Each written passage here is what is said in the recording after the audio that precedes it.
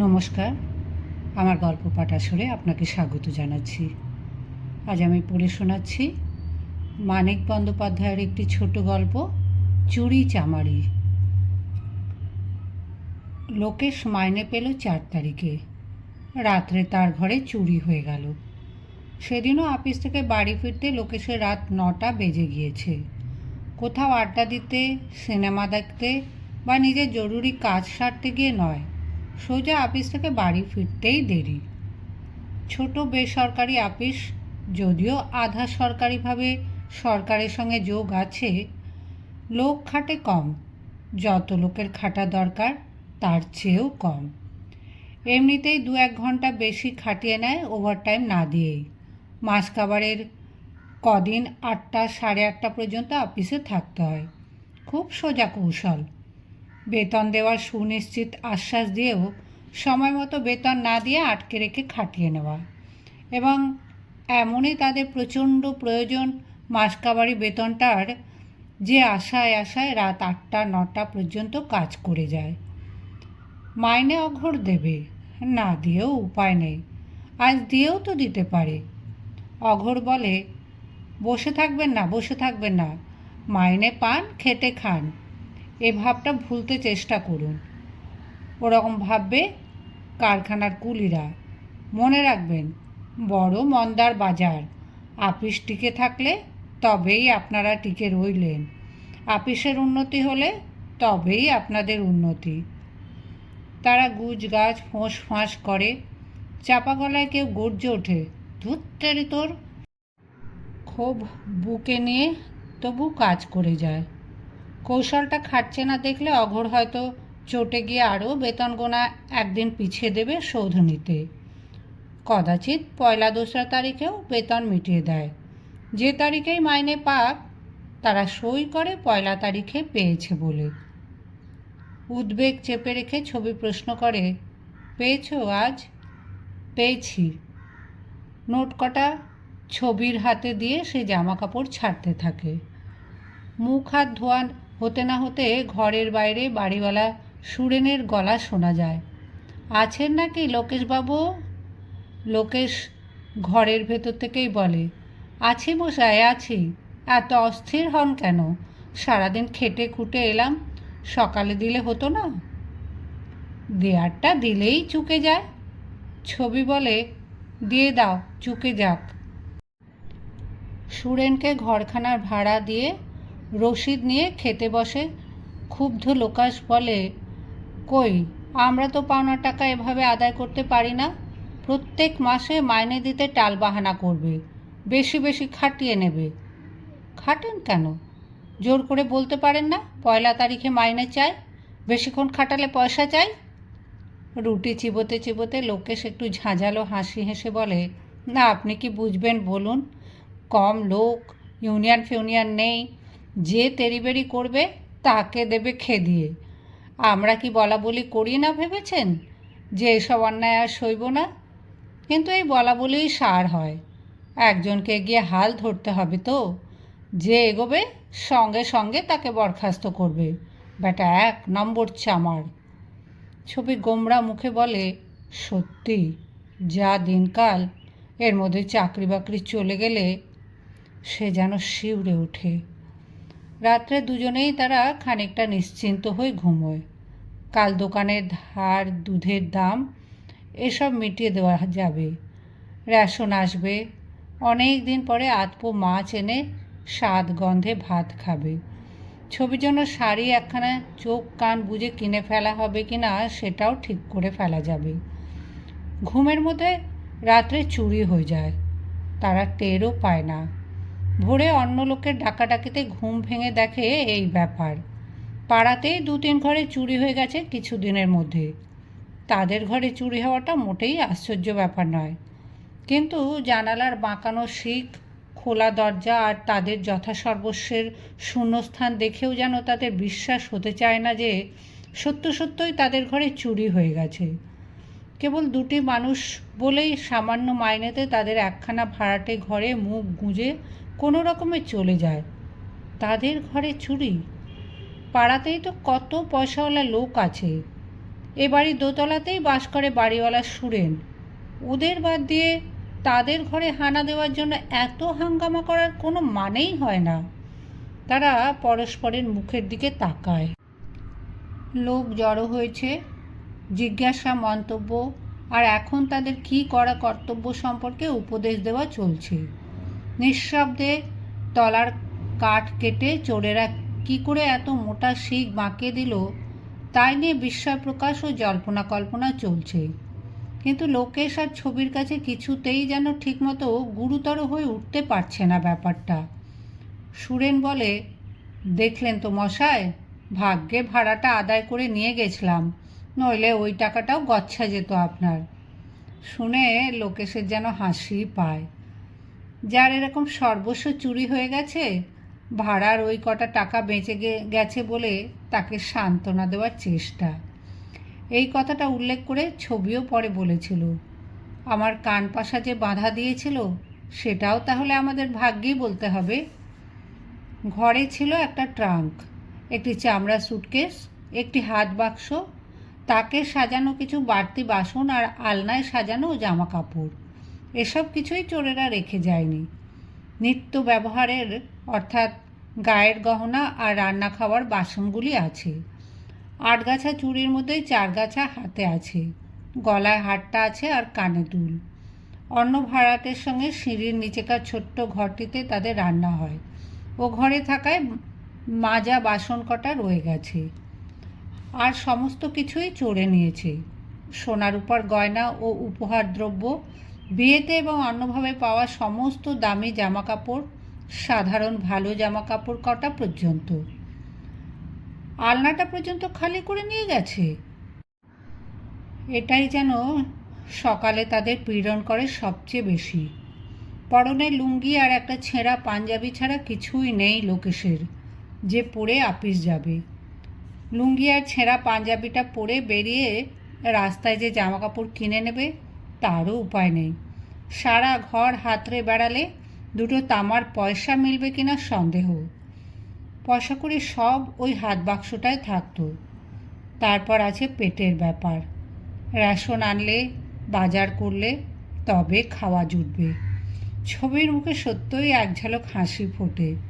চোরেরা যেন তাদের জন্য একটা ভারী মজার অবস্থার সৃষ্টি করে গেছে।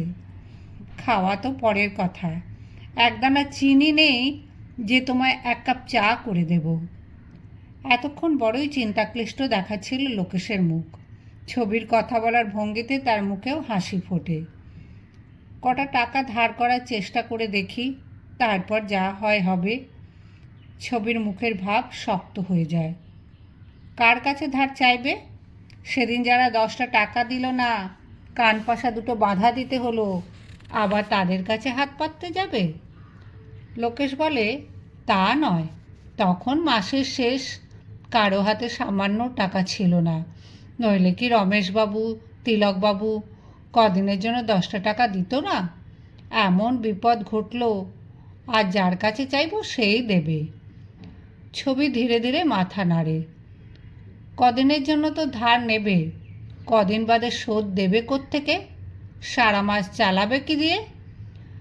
লোকেশ গোমরা মুখে বলে, সে যা হোক একটা ব্যবস্থা করতেই হবে, উপায় কি?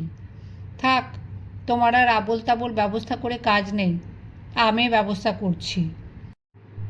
বেশ খানিকটা মরিয়া বেপরোয়া মনে হয় ছবিকে। চোরে যেন ঘর খালি করে নিয়ে যাওয়ার সঙ্গে তার মনের ভয় ভাবনাগুলিও চুরি করে নিয়ে গেছে। আজ আপিস না গেলে হয় না, মাইনে পেয়েই কামাই করাটা। সমস্ত সমস্যা যেন মীমাংসা করে ফেলেছে এমনভাবেই ছবি বলে, তাহলে এক কাজ করো, বেলা হয়ে গেছে, রেশন এনে 8:30টায় খেয়ে বেরোতে পারবে না, দোকানে চা খেয়ে ওই বুড়ির কাছ থেকে 8 চাল আর দোকানে ডিম টিম যা পারো এনে দাও। এবার লোকেশ চটে যায়, চা খেতে, চাল ডাল ডিম আনতে পয়সা লাগবে না? পয়সা আমি দিচ্ছি। বিয়ের কম দামি খাটের বিছানার তলায় ডান হাতটা প্রায় সমস্তখানি ঢুকিয়ে দিয়ে হাতড়ে হাতড়ে ছবি বার করে আনে আস্ত একটা 5 টাকা নোট।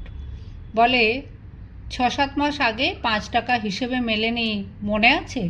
হারিয়ে যায়নি, আমি চুরি করেছিলাম।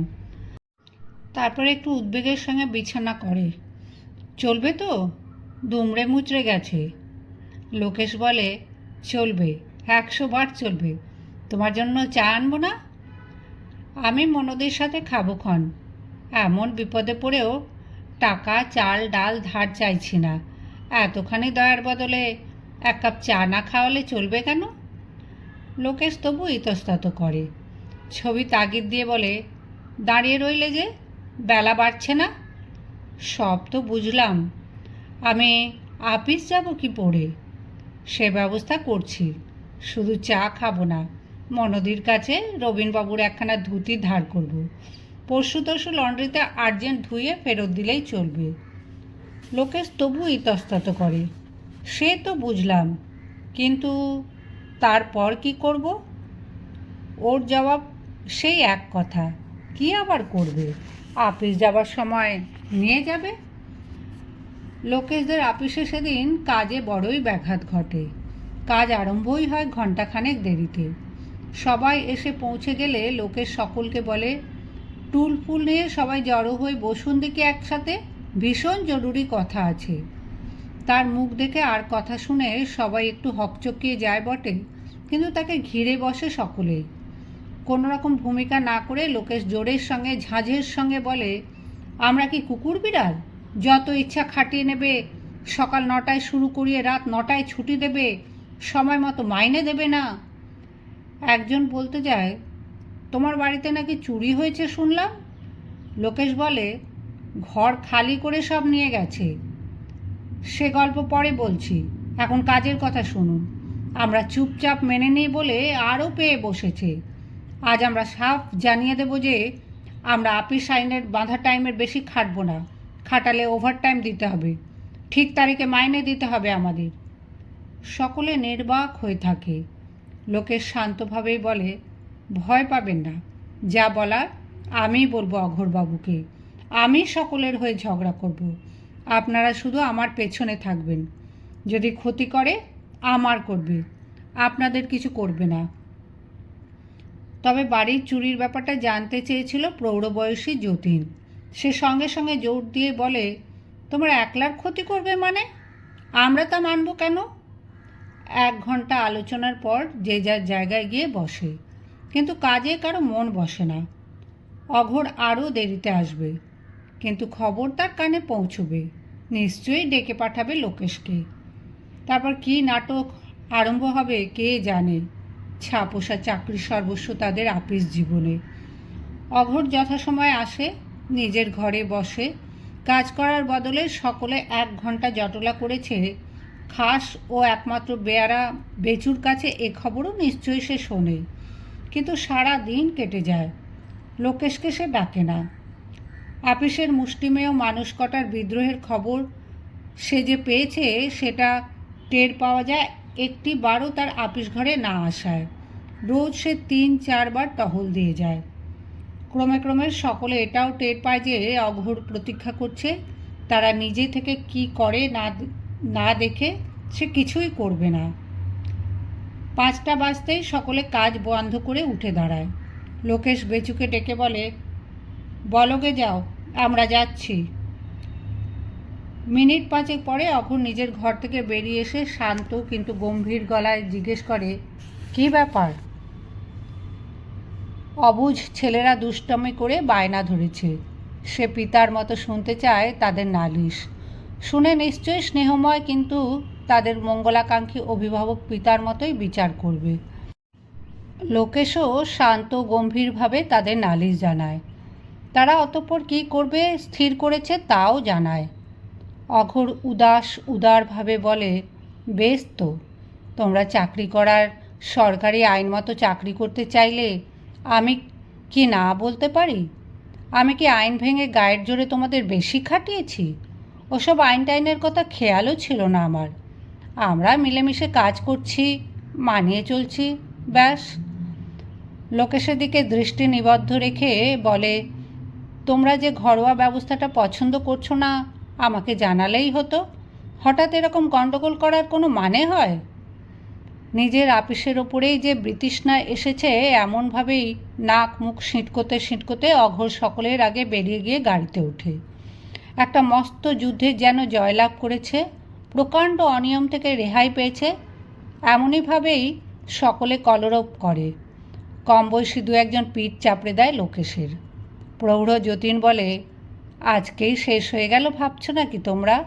আমরা গুটিসুটি মেরে পেছনে দাঁড়িয়ে রইলাম, লোকেশ বেচারা এগিয়ে গিয়ে ঝগড়া করলো, ব্যাস অমনি সব ঠিক হয়ে গেল। বেকায়দায় পড়ে মেনে নিয়েছে, তাই শোধ না তুলে ছাড়বে ভেবেছ? সবাই চিন্তিত হয়ে বাড়ি ফেরে। গত রাত্রে চুরি হয়ে গেছে গয়নাগাটি, মালপত্র। আজ ভোররাত্রেও যে চোর আসবে কে তা জানতো। ছবির আর সব গেছে। অল্প দামে বিয়ের খাটে লোকেশের পাশে শুয়ে তাকে জড়িয়ে ধরে ঘুমানোর অধিকারটা বজায় ছিল। শেষ রাত্রে প্রকাশ্যভাবে ভ্যান চালিয়ে চোর এসে তার বাহুবন্ধন থেকে চুরি করে নিয়ে যায় লোকেশকে, আটক আইনের জোরে।